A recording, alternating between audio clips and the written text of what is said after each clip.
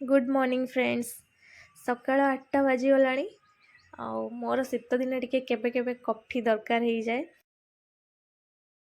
एटा Sunday रो वीडियोटा मु upload करिछि तो मोर भी सेदिन ऑफिस छुट्टी थिला मु घरे थिली। दिन जाकर निजर टिके काम सार दे कि टाइम बाहर कले टिके निजर विंटर स्किन केयर करिया पई।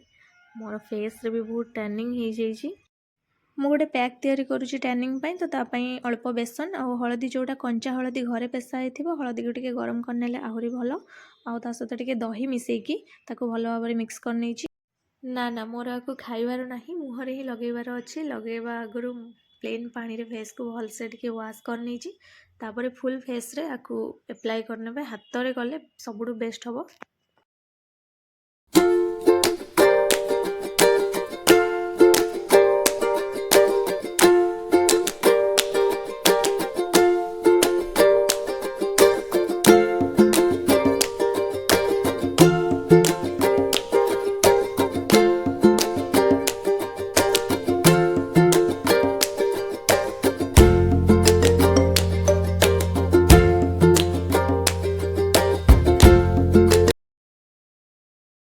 पंद्रह 20 मिनिट आपको फेस रे रखिया परे मु प्लेन पानी रे फेस वॉश कर नउछि।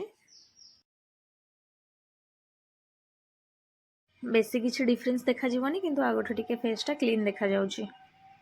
तापरे मु एठी एक्वा सॉफ्ट रो गोटे मॉइस्चराइजर यूज करछि जोटा कि विंटर रे समस्तन पई भलो विशेष करी जो मानकर पिंपल प्रॉब्लम थिबो आ स्किन बहुत ड्राई होथो तांको पई बहुत ही भलो। ताको पूरा फेस रे लगे कि भल से मसाज कर नउछि।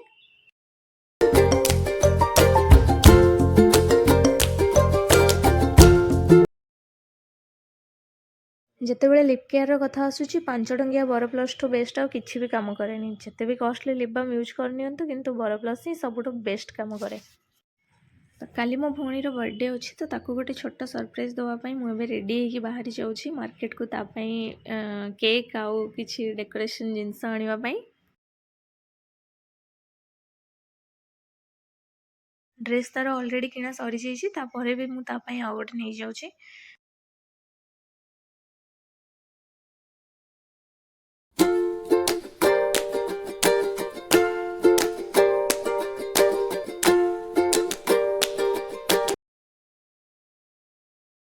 ताको बिल्कुल भी जणा नै ता पई सरप्राइज प्लान करा हिची बोली।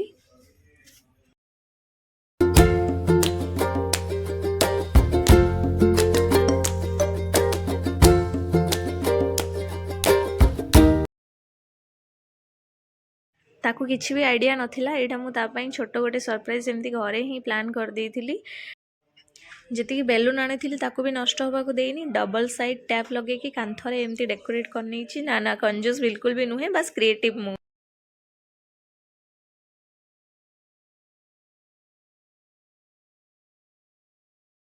वीडियो भल लगिले लाइक करिवे। आज पई एतिकी बाय बाय।